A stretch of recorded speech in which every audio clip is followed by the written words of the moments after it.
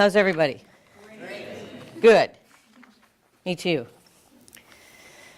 So last weekend, a number of you got to participate in the co-creation process with Reverend Penny, and it resulted in the easy prayer, which Reverend Terry led us in just a moment ago. And it also led to a sacred covenant for the new minister here at this center. And so a lot of our energy and attention is being focused on attracting our perfect new minister. And so I just wanted to read something. We've compiled the qualities that people expect from their perfect minister, their perfect pastor, and I just want to share it with you. The perfect pastor preaches exactly 12 minutes. That will not be happening today because I'm imperfect. He frequently discourages negativity but never confronts anyone. She works from 8 a.m. until midnight and is also the janitor. He makes $60 a week, wears good clothes, buys good books, drives a good car, and gives about $80 a week as a tithe. She is 28 years of age, but has been preaching for 30 years and is wonderfully gentle and good-looking. He gives of themselves completely, but never gets too close to any one person to avoid criticism. She speaks boldly on social issues, but never becomes politically involved. He has a burning desire to work with teenagers and spends a lot of their time with senior citizens. She makes 15 daily calls to community families, visits shut-ins and the hospitalized, spends all of their time inviting people to the center, and is always in the office when needed. Whoops. I'm sorry. That's the wrong page. Sorry. I got that mixed up with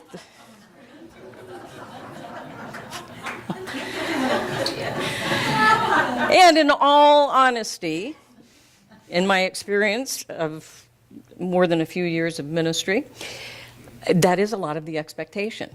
And so what I'm asking you to do right now is to release that and let it go, because it ain't happening. And in fact, if I had I do have a fire stick handy. I should just set this thing on fire right now, but I won't. What I want to do is focus on the real covenant for new minister. So if you'll turn that page over where you read the prayer, turn it over and you'll see the new minister sacred covenant for Chico New Thought Center for Spiritual Living. And I would ask that you stand if it's comfortable for you to stand. Otherwise, stay seated. And let's read this together. And we'll read even the titles. So we'll start with, God has promised, I am that which thou art. Thou art that which I am. Our purpose, my new minister in the unity that I am. Vision, I see my new minister empowering compassion, connection, and growth. The universal intentions for my new minister are to be centered in spirit, grounded in principle, to awaken the wisdom within me through passionate and skillful teaching, to apply spiritual principles through collaborative leadership to meet the needs of the community. The community intentions for my new minister are to model and cultivate engagement in community service opportunities, to teach and facilitate mystical studies, guiding us into a deeper knowingness of the holy union within. And again, I invite you to add your own personal intentions for the new minister. So spend time with this and the easy prayer, and I guarantee you more than a perfect pastor will show up for you. Thank you. I got a news flash for you. The only way that the minister that matches that perfect covenant is going to show up is by us first focusing on and embodying the magnificent minister within each one of us. We are all ministers. I don't know if anybody's clued you in on that before, but every single one of us is a minister in life of whatever it is that we're passionate about and that we're good at and that we love being about. We are, every single one of us, a magnificent minister within, and we bring that forth, and the radiance of that brings the new minister to us who matches that radiance with us. So that's where it begins. We attract that perfect new minister in unity with spirit and with one another and with that minister out there wherever he or she is. They're feeling it. I can guarantee you they're feeling it. So often in our human experience, many of us focus our energy and our attention on the mistakes and the regrets of the past that is over with, or we worry about a future that has not yet arrived and may never arrive, that particular future. And when we do that, when we focus our energy on the past and carry it into the future, what we do is we recreate the past in the future. And then we're all destined to star in the movie Back to the Future. Unpaid. Now, we have it on good authority, both from science and from spirituality, that creation is ever taking place. It is always taking place. Deepak Chopra taught us that the cells and the fibers and the tissue and every bit of our body is recreating itself all the time. I am not the same person that I was when I first stood up here on this stage a month ago. I've renewed physically and spiritually, and so have you. We also know from St. Paul, be ye transformed by the renewing of your mind. So we're constantly renewing, evolving, becoming, creating.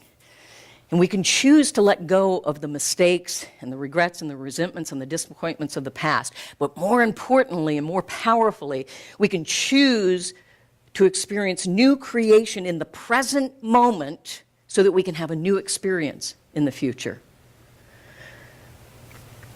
The pattern of yesterday's thinking set the law into motion to create what we're experiencing today. And the pattern of today's consciousness creates tomorrow's experience. So we are literally building tomorrow today. And we're doing it through this co-creative process, through unity, compassion, connection, growth, wisdom, spiritual principle, collaborative leadership, community engagement, mystical study. This is how we're creating tomorrow, today.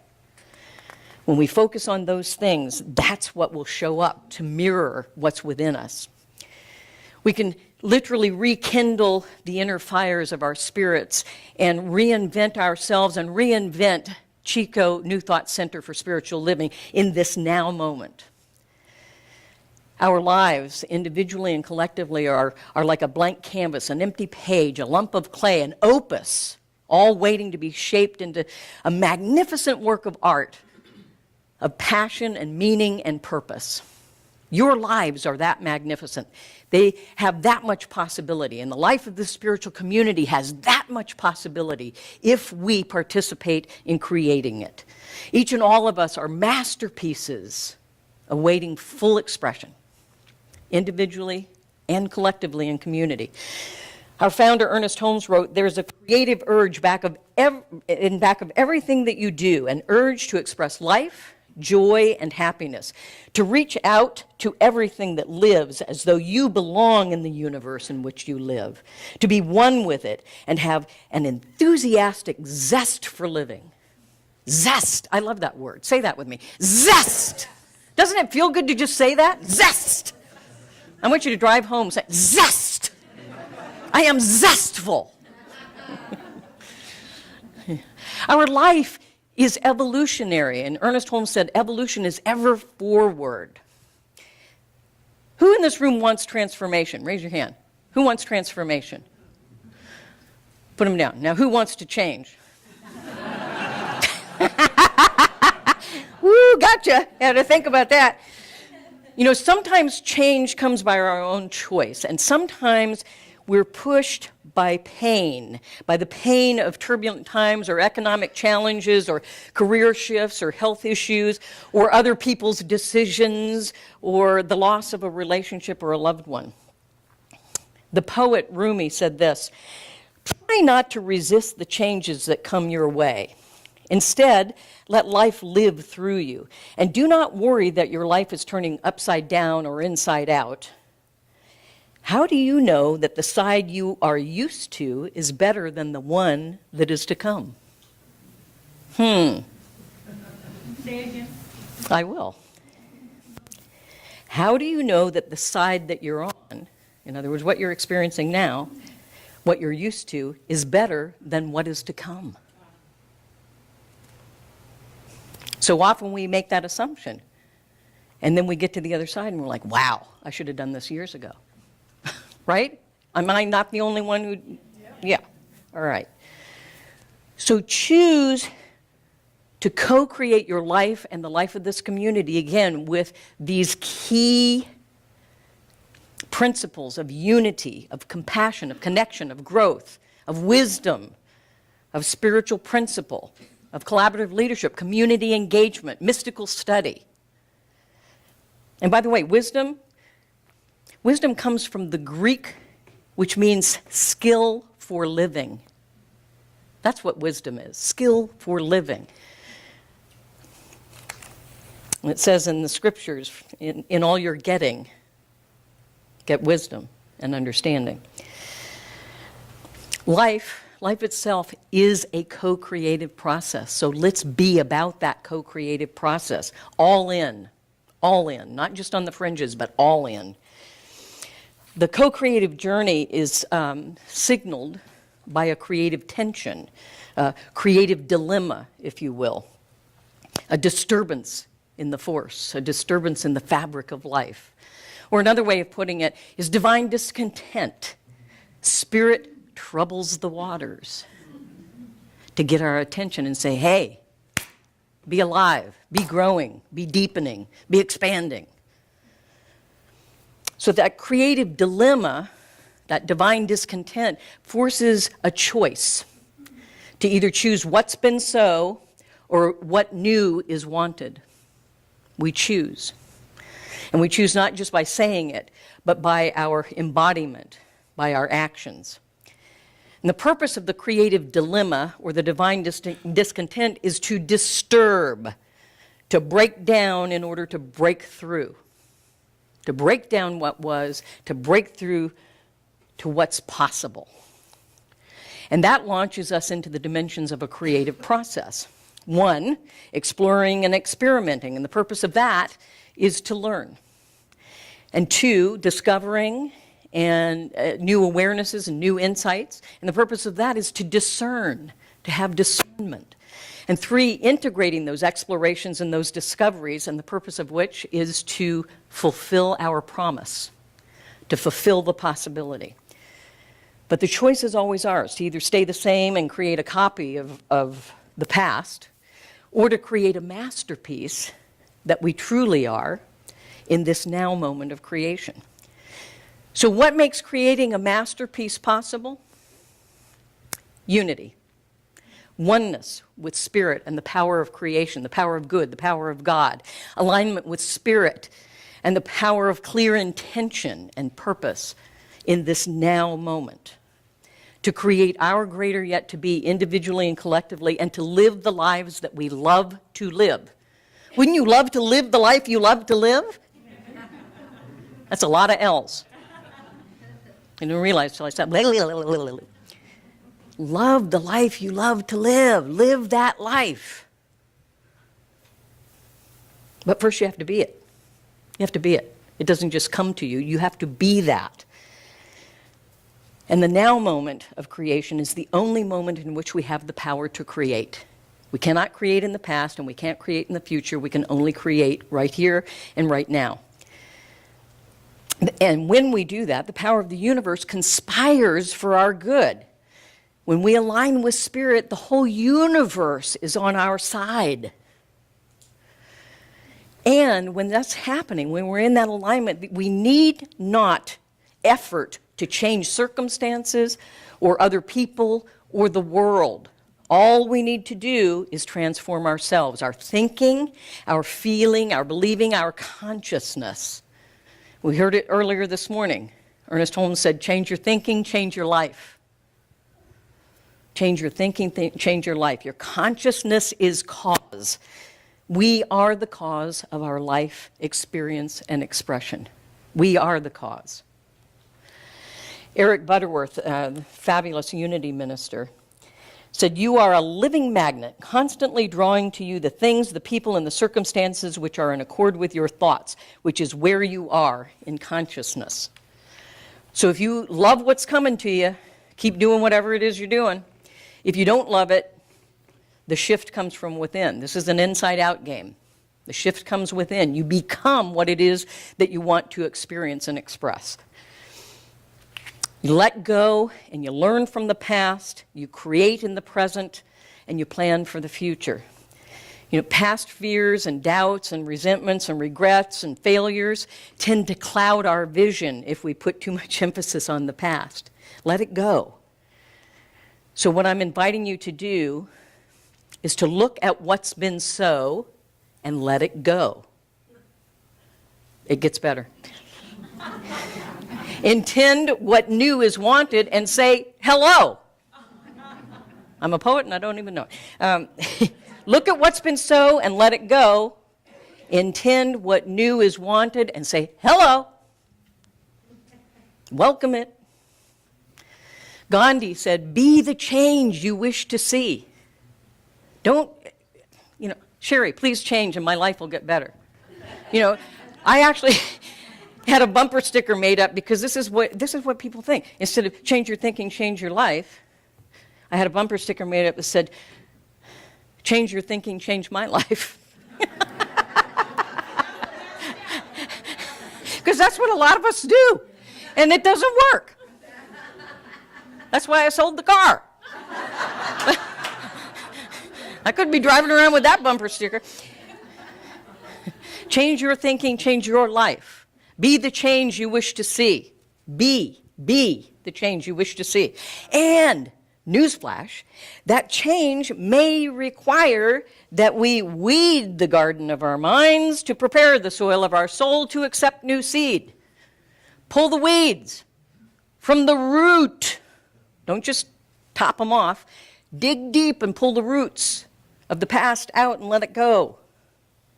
Chunk up the soil, make it ready to receive the new seed. I'll give you a little metaphor, with the caveat that I've been known to kill silk plants, let alone real ones. So I don't know why God keeps giving me metaphors that have to do with plants, but maybe that's my next career.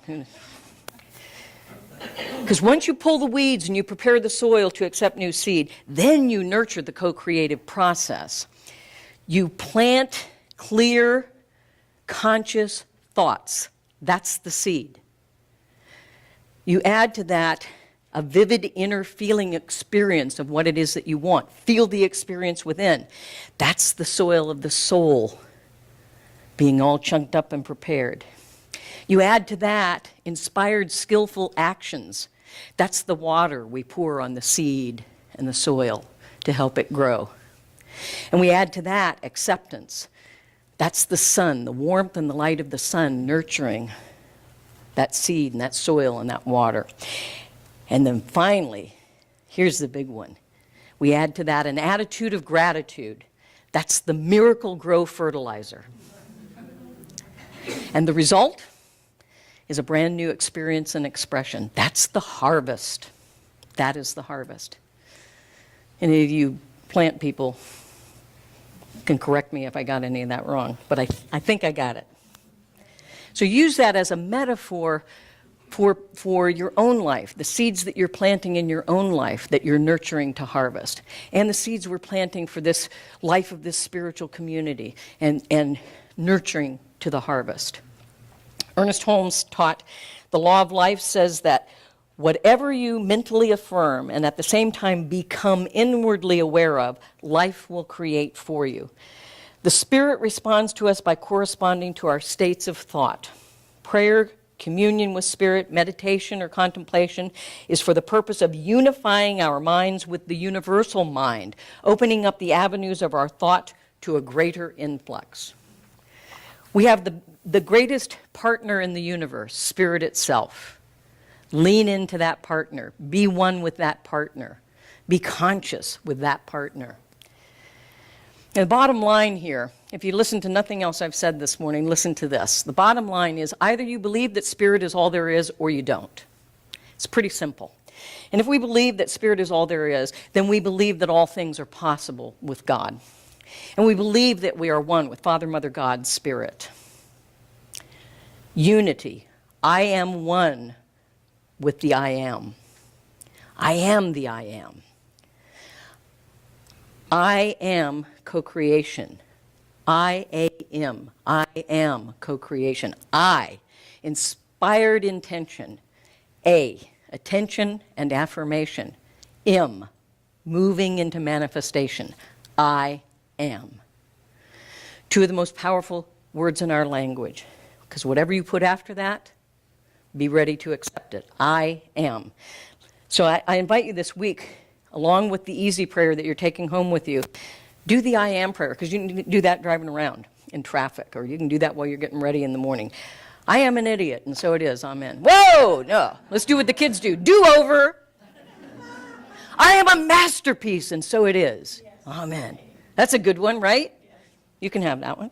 And here's the biggie that I ask you to do. We are attracting our perfect new minister, and so it is. Amen. Right? Co-create with conviction, with belief, with a decided mind that you're accepting absolutely what it is that you want to experience. So blessings on your journey of co-creating your life and the life of Chico New Thought Center for Spiritual Living as a masterpiece. And may you begin by learning from and letting go of yesterday, creating in the present moment, today, and anticipating tomorrow with joyful expectancy of good. And so it is. Amen.